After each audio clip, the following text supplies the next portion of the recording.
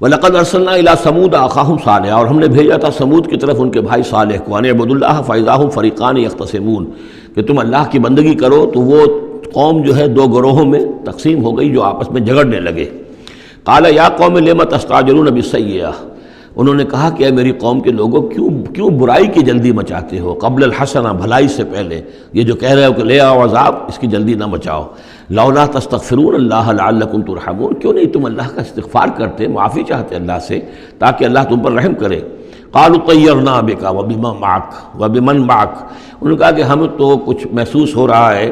کہ نحوست ہے اے صالح تمہاری بھی، اور تمہارے ساتھ جو ایمان لائے ہیں ان کی ہے، ان کی نحوست کا ہمیں خوف ہے کہ ہم پر کوئی برائی آئے گی۔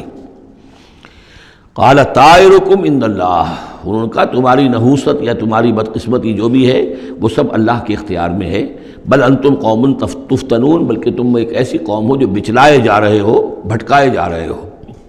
وکان فی المدینہ 9 رہط، اور اس شہر میں 9 سردار تھے بڑے بڑے، یفسدون فی الارض ولا یصلحون، وہ زمین میں فساد مچاتے تھے، اصلاح نہیں کرتے تھے۔ قالوا تقاسموا باللہ، تو کہا انہوں نے آپس میں قسمیں کھاؤ اللہ کی، یعنی آپس میں حلف اٹھا رہے ہیں۔ وہی معاملہ جو میں پہلے بھی عرض کر چکا ہوں کہ جو حضرت شعیب سے کہا تھا ان کی قوم نے، لولا رہتک لرجمناک، اگر آپ کا یہ خاندان نہ ہوتا تو ہم ابھی کبھی آپ کو رجم کر چکے ہوتے اور ہم آپ کو سنسار کر چکے ہوتے۔ یہاں بھی معاملہ یہ تھا کہ حضرت صالح کے خلاف کوئی اقدام کریں یا ان کے حکم کے خلاف کوئی کام کریں تو انہیں اندیشہ یہ تھا کہ یہ ان کی جمعیت پوری یا ان کا خاندان جو ہے پھر اس کے ساتھ جو ہے لڑائی نہ ہو جائے۔ تو انہوں نے یہ کہا کہ اب مل جل کر ایک ہی مرتبہ ہم حملہ کریں گے اور قتل کریں گے ان کو، جیسے حضور کے بارے میں مکے میں سازش ہو رہی تھی کہ یہ اب محمد کو قتل کرنا ہے، تو ظاہر بات ہے کہ یہ قتل جو ہے اگر تو کسی ایک فرد نے کیا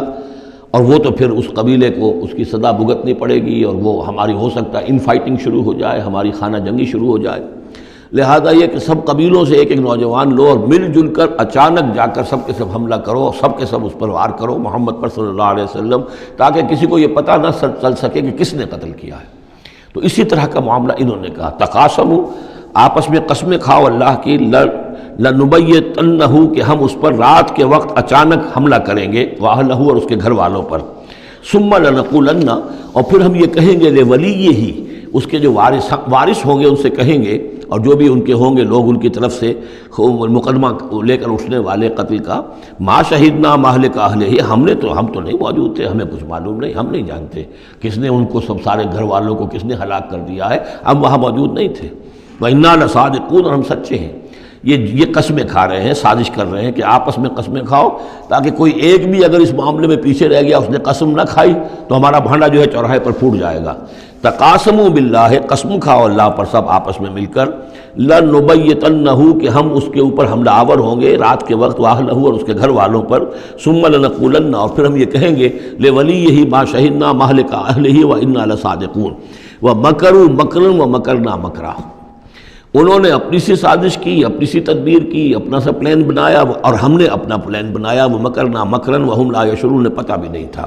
فانظر کیف کان عاقبۃ مکرہم، تو دیکھ لو کیا انجام ہوا ان کی چالوں کا۔ انا دمرناہم وقومہم اجمعین، ہم نے ان سب 9 کے 9 سرداروں کو اور ان کی قوم کو ہلاک کر ڈالا، اور سب کے اوپر جو عذاب الہی آ گیا۔ فتلک بیوتہم خاویۃ، تو یہ ان کے گھر پڑے ہوئے ہیں کہ جو ڈھے ہوئے ہیں، بما ظلموا، بسبب ظلم کے کہ جو انہوں نے کیا۔ ان فی ذلک لآیۃ لقوم یعلمون، یقیناً اس میں نشانی ہے ان لوگوں کے لیے جو علم رکھتے ہیں۔ وانجینا الذین آمنوا وکانوا یتقون، ہم نے نجات دی ان لوگوں کو جو ایمان لائے تھے اور جنہوں نے تقویٰ کی روش اختیار کی تھی۔